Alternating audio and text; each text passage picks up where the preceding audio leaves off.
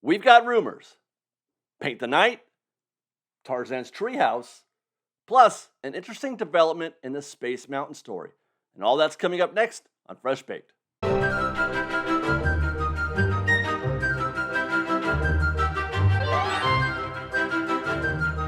guys, David here with Fresh Baked, and got a couple of fun rumors that I want to talk to you about, plus that interesting story about Space Mountain that could change how you feel or what the future might be for Tomorrowland. We'll start with that first rumor though. A couple weeks ago we had some fun and showed you a replay of Paint the Night, for sentimental reasons. We were talking about it, seemed like fun. People really enjoyed seeing Paint the Night again. 2 days later, we were sent this image that showed the Incredibles float locked away in an off-site storage facility. Fun coincidence, but not much more than that really. It doesn't mean anything that we can see Paint the Night in a storage facility, but I took it as a sign, a positive sign, that at least Disney was trying to preserve it, keep it close by just in case. But the other day, I was told that something else showed up. Something else showed up on Disneyland property, not on an off-site storage facility, but at Disneyland. Costumes. Paint the Night costumes were seen being brought into Disneyland. They weren't already there. They were being brought into Disneyland. That is to say, they weren't here before, and now they are. Now, personally, I can't think of one good reason why they would do that, except for the obvious reason that they have some kind of plans for Paint the Night.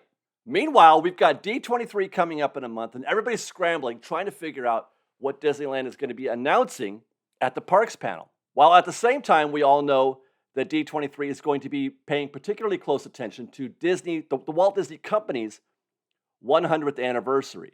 No doubt, they will be looking for ways to celebrate that 100th, and they're going to be looking for ways to talk about the 100th and what they're going to do, what their plans are for the 100th anniversary. And I would assume that might include big, nighttime spectaculars at the Disney parks. And if you'll recall, actually, the way that you and I ever became familiar with Paint the Night to begin with was because it was included in Disneyland's 60th anniversary. Now, I know that this is just a tiny little morsel of information to go on, but as morsels go, it really is kind of delicious. As mentioned, I can't think of there being very many good reasons for them to bring Paint the Night costumes, into Disneyland if there were no plans to show Paint the Night in the near future.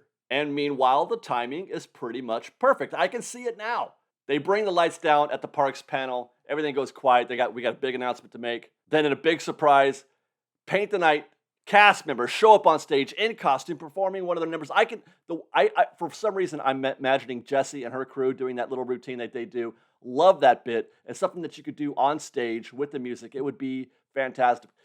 The pop, the sounds, the excitement that would go off in that crowd at that time would be unheard of at D23. But let's just say, even if they don't do that, even if they're not bringing those costumes on in order to do some sort of surprise announcement at D23, the timing is still great right now. The timing is perfect right now to start casting, to start rehearsals for Paint the Night in order to be ready for when they would bring that show back. And I'm guessing that would be sometime around, February, sometime January, February, or March, early part of the year when the 100th is starting to kick off. They can't do it sooner than that. They can't do it before the holiday season is over because they'll be doing the Christmas Fantasy Parade. But who knows? Shortly after that, it's possible. Now, by the way, I should also mention, I'm going to include this here. It doesn't mean anything, but I should mention that magic happens. The floats and costumes and all that they are still here. They have never left Disneyland property. There's 2 parades being stored on site. Magic Happens and the Main Street Electrical Parade. Main Street Electrical Parade is going away in September in a couple of weeks. So there would be space for both Magic Happens and Paint the Night. And it would be possible, it's been done before, there's precedent, it would be possible to run both parades. Magic Happens during the day, Paint the Night at night. Same thing that they used to do back in the day, Soundsational and Paint the Night. A daytime parade and a nighttime parade to help celebrate the 100th anniversary of the Walt Disney Company. So stay tuned to Fresh Baked because there could be developments on this story very soon. If, let's say, there's an intrepid Fresh Baked street teamer out there who's keeping an eye on the gate the Cerritos storage facility to see if maybe parade floats are being taken out and in the dead of night shipped off to Disneyland. I would go crazy. The crowd would go crazy if anybody saw something like that, if we saw Paint the Night floats leaving that Cerritos storage facility. Okay, let's talk next about something that's a little bit more in the rumor department as opposed to pure speculation that we just did for Paint the Night. This one is definitely a rumor. Don't have a second source on this, but it's been said that the Tarzans Treehouse project has been given a nickname, a code name, Kaleidoscope. Now, if we assume this is true, which we have to, in order for us to have a little bit of fun talking about this, we're going to pretend that this rumor is true and that the Tarzan's Treehouse project has been given the code name Kaleidoscope. That becomes interesting when you understand that it is often the case that Disney will give a project a code name that is somewhere, has some kind of relevance. It's a hint as to what is happening with the actual project. Not literal, but a hint. For example, the code name for Galaxy's Edge was Delos. Now that may sound familiar to fans of the show Westworld, a show that makes it possible for guests to pretend they're taking part in a fantasy world. The code name for Rise of the Resistance was Alcatraz, the famous island prison in San Francisco that was also famous for being nearly impossible to escape from, and where guests are trying to escape from the clutches of Kylo Ren and the First Order, just like they did on Alcatraz Island. The code name for Smuggler's Run was Big Bird, Millennium Falcon. It's a bird, and it's big. So what could Kaleidoscope mean? Now, the first thing you got to remember is, again, it's not literal. We're not looking for references to Disney films that have literal kaleidoscopes in them, but rather, what does a kaleidoscope represent, or what gives you a similar feeling that you get when you look through a kaleidoscope? And when I think of a kaleidoscope, I think of bright, vibrant colors moving around in very exciting ways. Now, as I was writing this, I was watching the Swiss Family Robinson film.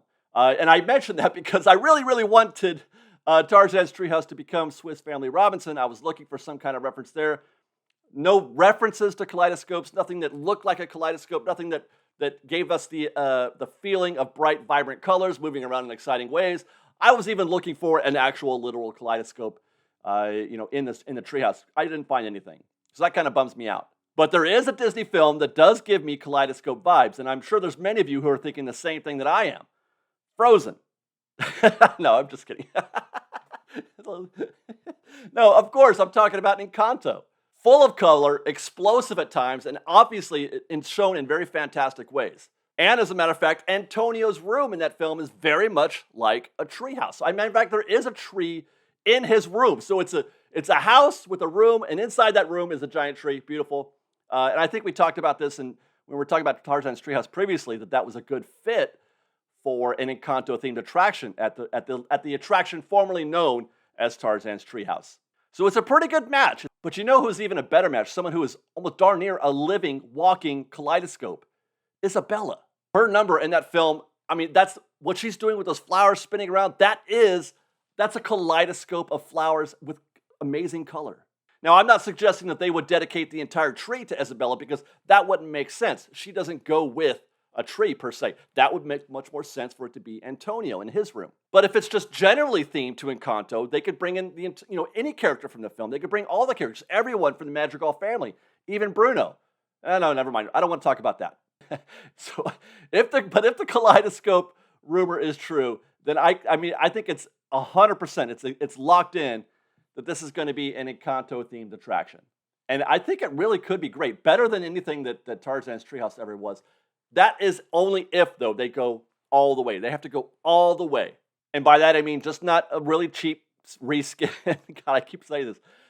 I'm just hoping. They've been doing pretty well lately with all their new projects and things. They've been adding in a lot of details, a lot of special touches, and I'm really hoping that they do go all the way here with Encanto. This is going to be the closest test that we've seen to how far Disney's willing to go to theme their attractions, assuming that the kaleidoscope rumor is true. But here's the thing that's been bugging me for the past couple of weeks, actually. If they know what they're doing with it, and if they're actively working on it, which it does seem like they are, how is it possible that we haven't heard anything yet? I mean, how is it possible Disney has not spoken? We heard about Tiana. We heard about the Splash Mountain reskin when it was just an idea, when all they had was an idea and a single piece of concept art. They didn't have anything on this. But they're building this thing darn near right now. You can hear them sometimes back there. Now, maybe they're just disassembling it, but they're actively working on this thing, but we haven't heard anything. Actually, that does make me believe that they're holding back because why announce it now? They're holding back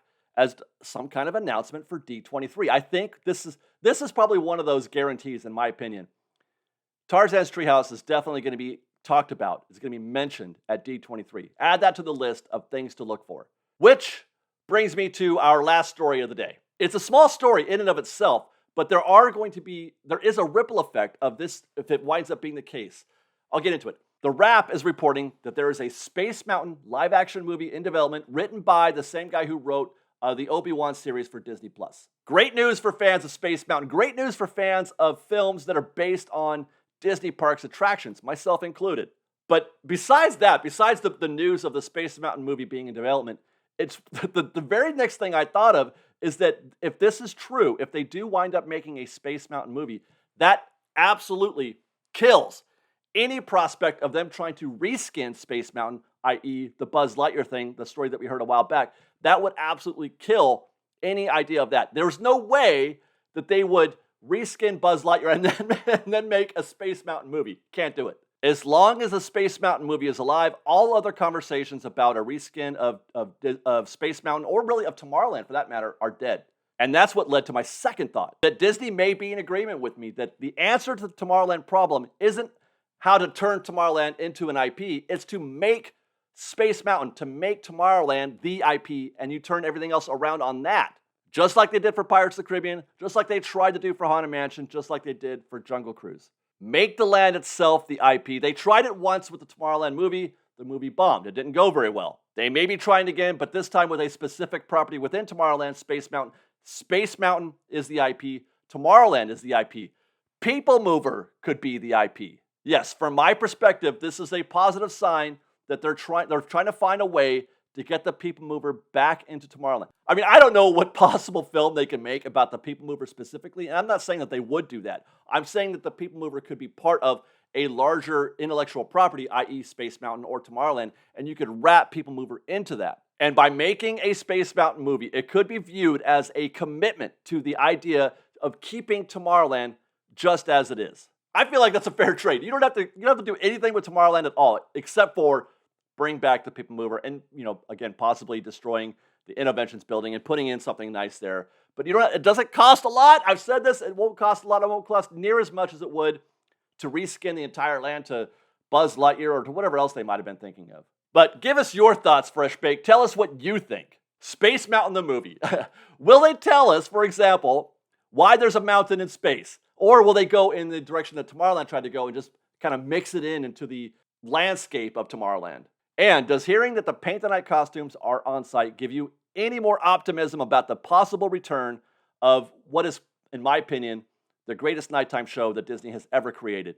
Does that make you feel a little more optimistic than it did before? Let us know in the comments below, and then follow us on Instagram at _FreshBaked, on Twitter at FreshBakedDisney, that's fresh with no E, and on TikTok at FreshBakedDisney. If you like our show and want to show your support, please do consider joining our Patreon campaign at patreon.com/freshbaked. Otherwise, thanks again for watching, everybody. We love you.